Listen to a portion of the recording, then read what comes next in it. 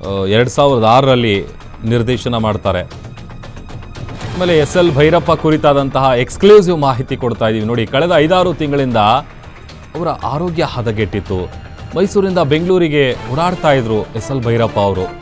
ಬೆಂಗಳೂರಿಗೆ ಬಂದಾಗ ವಿಶ್ವೇಶ್ವರ ಭಟ್ ಮನೆಯಲ್ಲಿ ಉಳ್ಕೋತಾ ಇದ್ರು.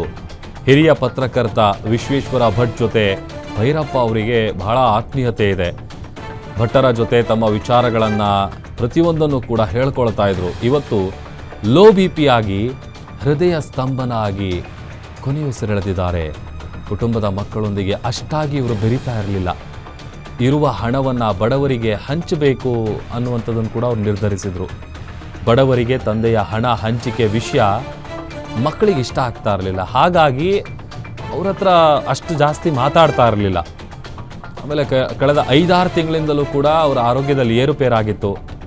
ಆ ಸಂದರ್ಭದಲ್ಲಿ ಮೈಸೂರಿಂದ ಬೆಂಗಳೂರಿಗೆ ಬರೋದು, ಬೆಂಗಳೂರಿಂದ ಮೈಸೂರಿಗೆ ಹೋಗೋದು, ಈ ಥರ ಓಡಾಡ್ತಾ ಇದ್ರು. ಅವಾಗ ಬಂದಂಥ ಸಂದರ್ಭದಲ್ಲಿ ಅವರು ಉಳ್ಕೊಳ್ತಾ ಇದ್ರು. ಭಾಳ ಆತ್ಮೀಯತೆ ಇತ್ತು ಅವ್ರ ಜೊತೆಗೆ. ಹಾಗಾಗಿ ಅವ್ರ ಜೊತೆಗೆ ಇರ್ತಾಯಿದ್ರು. ಆಮೇಲೆ ಅವ್ರ ಜೊತೆಗೆ ಜಾಸ್ತಿ ವಿಚಾರಗಳನ್ನು ಮಾತನಾಡ್ತಾ ಇದ್ರು. ಅನಿಸಿಕೆ ಪ್ರತಿಯೊಂದು ಕೂಡ ಅವ್ರ ಹತ್ರ ಶೇರ್ ಮಾಡ್ಕೊಳ್ತಾ ಇದ್ರು. ಆದರೆ ಒಂದು ವಿಚಾರ, ಬಡವರಿಗೆ ಅವರು ಹಣ ಕೊಡಬೇಕು ಅನ್ನುವಂಥ ವಿಚಾರ ಏನಿದೆ, ಅದು ಇವ್ರ ಮಕ್ಕಳಿಗೆ ಇಷ್ಟ ಆಗ್ತಾ ಇರಲಿಲ್ಲ ಅನ್ನುವಂಥ ಕಾರಣಕ್ಕಾಗೇ ಅವರ ಜೊತೆಗೆ ಅಷ್ಟಕ್ಕಷ್ಟೇ ಅನ್ನುವಂಥ ರೀತಿಯಲ್ಲಿ ಇರ್ತಾಯಿದ್ರು. SL ಭೈರಪ್ಪ ಅವರ ಎಕ್ಸ್ಕ್ಲೂಸಿವ್ ಮಾಹಿತಿಯನ್ನು ನಾವು ನಿಮಗೆ ಕೊಡ್ತಾ ಇರೋದು. ಆಮೇಲೆ 5 ತಿಂಗಳಿಂದ ಹೆಚ್ಚು ಕಡಿಮೆ 3-4-5 ತಿಂಗಳಿಂದಲೂ ಕೂಡ ಆರೋಗ್ಯದಲ್ಲಿ ಏರುಪೇರು ಆಗ್ತಾ ಇತ್ತು.